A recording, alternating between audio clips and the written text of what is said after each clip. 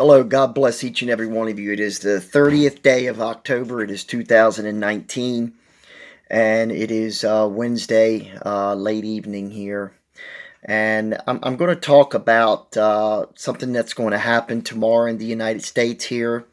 I usually don't try to mix politics with in my channel. As I've said prior, there's plenty of channels on YouTube that strictly does politics. But I think tomorrow is something special. We know tomorrow there is going to be a vote in the House to continue on with impeachment of this president. But I want to ask, the reason I'm making the video is because I want to ask everybody to pray for our leaders, to pray for the president, because he really is under constant bombardment. I personally believe I've not made this any, kept this quiet in any way. I personally believe that Donald Trump was placed by God at that date and time to come in and to turn America around, which he has.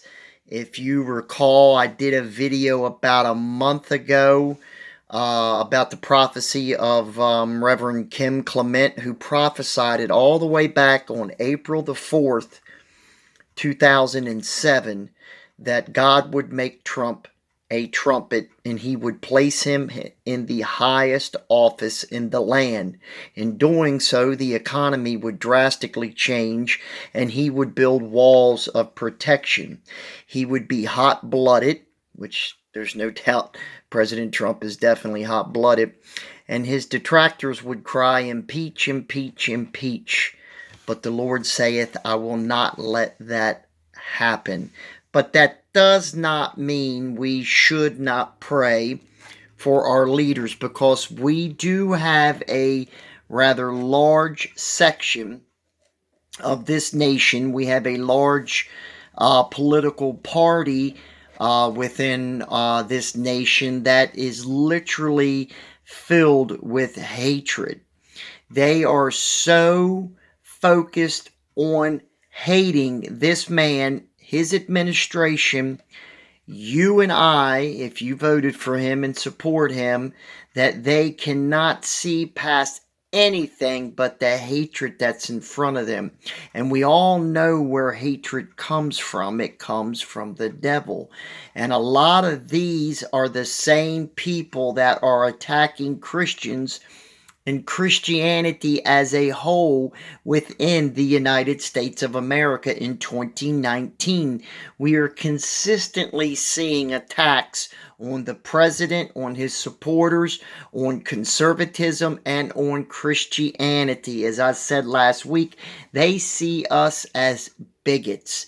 They see us as people that hate. Now, that is really hypocrisy within itself, when all they do is spew hatred forth from their mouths. Remember, what comes from your mouth, Jesus says, is what's in your heart. So if you do nothing but spew negativity and hatred forth from your mouth, then that is truly what's in your heart. Remember, Jesus said that. What comes forth from your mouth is what's really in your heart. In other words, what comes out of your mouth is really what you are. And if you spew nothing but hate and misinformation and lies and deceit, well, that's what you really are. So, that is absolutely something as a Christian nation, and we still are to a point we need to pray for our leaders. And yes, even the ones that are leading this charge to remove this president, we need to pray that God reveals himself to these people, because they are making a huge mistake. Now, mind you, I do not believe that Donald Trump is going to be impeached, because I believe the prophecy that was made on April the 4th, way back in 2007, which was near 10 years prior to Donald Trump taking the oath of office in January of 2017. This was about 3.5 months shy of 10 years prior. This prophecy was made on April the 4th, 2007. Now, it is much longer than what I've just quoted from memory. Those are the parts that stand out, but it goes into much greater detail, and I advise each and every one of you, especially the ones that come here and like to dislike my videos, and don't like or believe what I have to say, most likely, to go right here on YouTube and watch it. I've given you the information you need. You can find the video. If I knew how to embed videos or links to other videos in here, I would do it, but I'm not really that good with, this type of stuff. So I just do the videos. I don't edit them. If I make a mistake, well, it comes out in my video. But you can find Reverend Kim Clement. He has passed away. He passed away 2 weeks after the election in 2016. I believe it was November the 24th, a little over 2 weeks after the election. So he did get to see part of his prophecy come fulfilled with Donald Trump being elected the 45th president of the United States. But yeah, it's an absolute, it's about 45 minutes long, and it's an absolute wonder to hear. But we need to pray because we literally are under attack. Don't think for a minute, if these people on the left gain power in this nation, do not think that the first thing or one of the first things that they do is attack the church.